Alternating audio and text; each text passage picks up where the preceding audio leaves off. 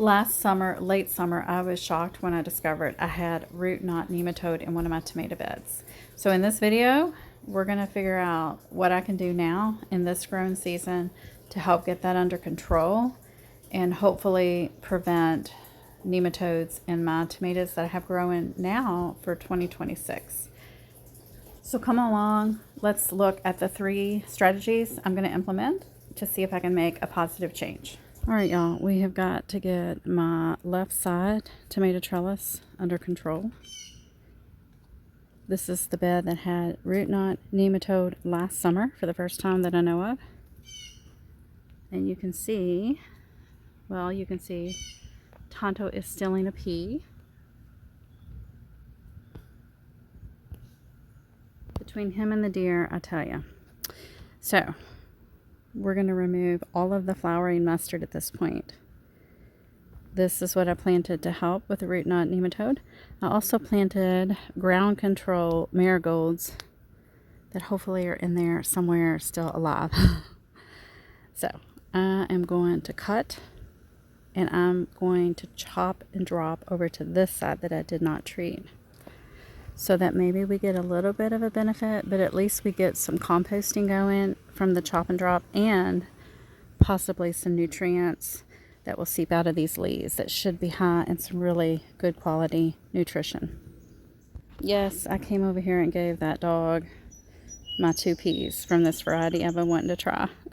No, I said that's all. That's all. Big mess. It looks like a big mess, but let's hope that this controlled our root knot nematode problem. I'm not an expert, so this is just something I'm trying this year. I knew that mustard fumigation was a great way to control it, and you are supposed to let the mustard flower, and I did, but I don't want it to go to seed. So I'm going to go ahead. We're going to do exactly as I said and get both of these tomato beds under control, hopefully for a wonderful summer harvest.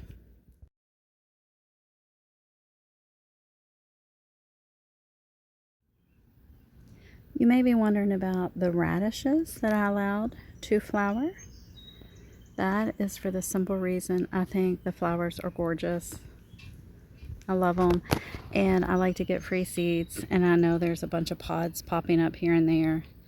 And so we will have a lot of free radish seeds in the very near future. This bed was completely covered in radishes, and I used that as a cover crop over fall and winter until I was ready to plant the tomatoes.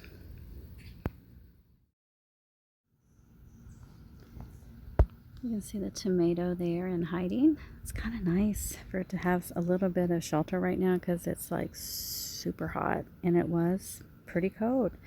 But now we're going to remove this insulation, this protection, and you can see the seed pods forming.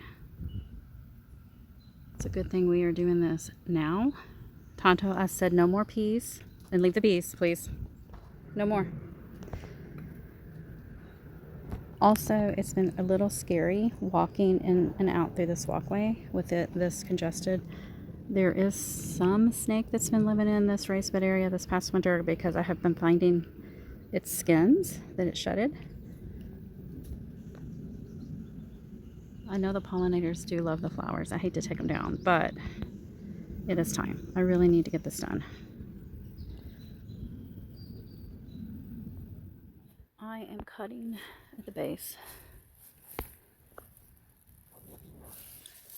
These are in the brassica family. They may try to come back just like any other brassica, but I want to leave the roots in the soil.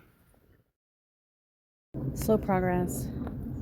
Some kind of hole. Remember, I was talking about the snake. I'm praying that is not the snake's hole, because I have to stand right here, and there are so many volunteer tomatoes everywhere. I'm not sure what I'm going to do with all of them. You can see the marigolds that I planted. They really need sun. They've been buried in all of the mustard.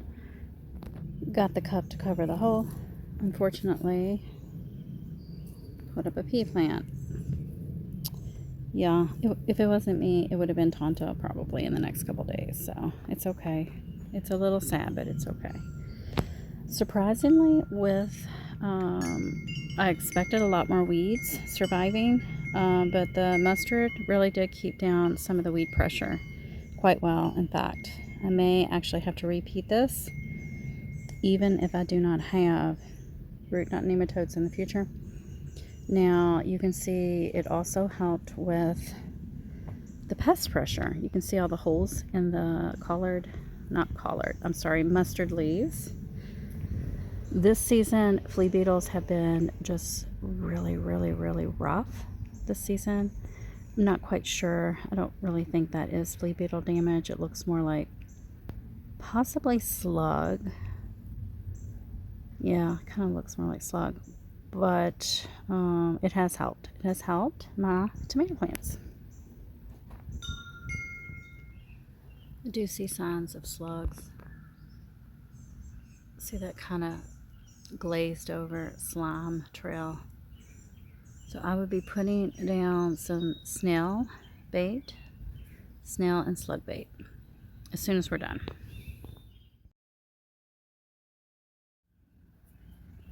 Got a nice big bin full of mustard chop and drop. The beds are really dry, so I'm going to water them really well. A few of the marigolds survived. I will probably plant a few more seeds because I think I'm going to actually chop and drop both sides of the bed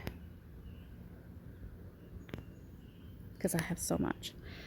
And there are so many volunteers that I've decided we're not going to worry about them, like this one. I mean, there's so many. If they grow, they grow. If they don't, they don't. But I'm going to go ahead and proceed without worrying about them. There's so many.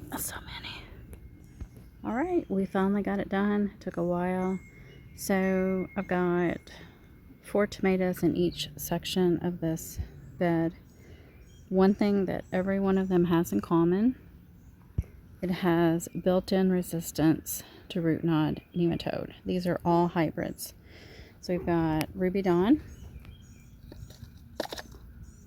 hybrid, Lemon Boy Plus, Beefmaster, Purple Boy, 2 Purple Boys. This one that just got planted right now today. You will notice a difference in color between the ones that have been living with the heavy feeding mustard that does suck up a lot of nutrients.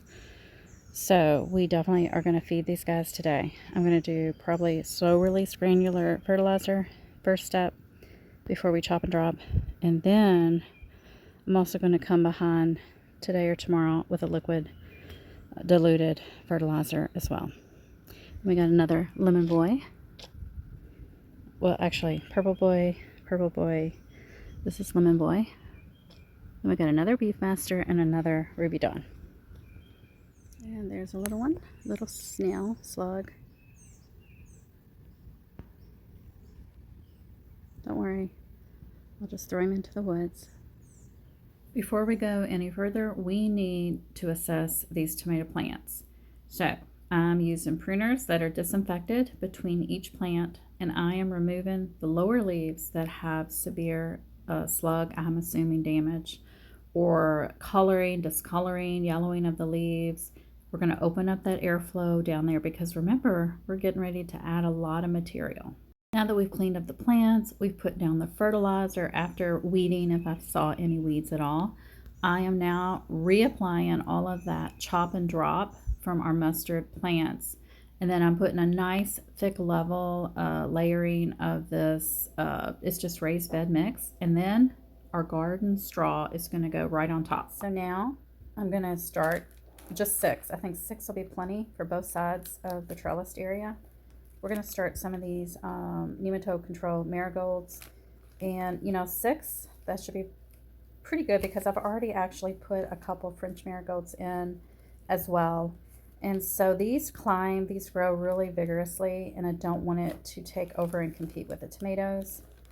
So, yeah, let's just do 3 per side. We'll do 6 total, so I have enough. And we're going to start them in a container versus direct sowing because remember, I've got that chop and drop that's kind of thick, and I'm worried the seeds just would never reach the soil to be able to germinate and grow. I mean, I could put some soil, like mound it up and then try to grow them that way, but I think this will be easier. One quick note about marigolds, whether you're using this product or regular French marigolds, I know that the African marigolds supposedly don't have as beneficial of an effect, but with these other marigolds that you may be using, it's best to do the marigold treatment before, like the season or so before you're actually growing the plants that might be susceptible. So keep that in mind, but I'm just doing everything I can think of, and that is why I am using marigolds now. I did grow some as soon as I saw the root knot nematode late last summer. I did put some marigolds into that bed. Hopefully that helped. Hopefully the mustard helped, but we shall see. All right, it's been exactly 10 days. And you can see the chop and drop is still buried beneath the soil and the garden straw. I may put another layer of the garden straw soon. Got a few marigolds here and there. The other ones are not ready for planting yet. But the tomatoes, despite in the last 10 days, we've had many days of near 100-degree weather, followed by cooler, completely damp, stormy, rainy weather. I'm really pleased with them at this very moment. Things could change in a heartbeat, right, with a tomato plant in the humid south. But right now, they're looking pretty good. So hopefully, I won't know for a long time until I pull these plants out if there were no root knot nematodes on the roots. But hopefully everything we did will really help out, and we'll have a great tomato season. It is windy today, but at least it's not raining. This is the first day we've not had rain in a very, very long time. And it looks like I've got a ton of volunteers here. I need to figure out where I want to put them. Goodness. Alright guys, well, I hope you liked the video. And thumbs up would be nice if you want to. If not, it's okay. But I will be talking to you again soon. Bye.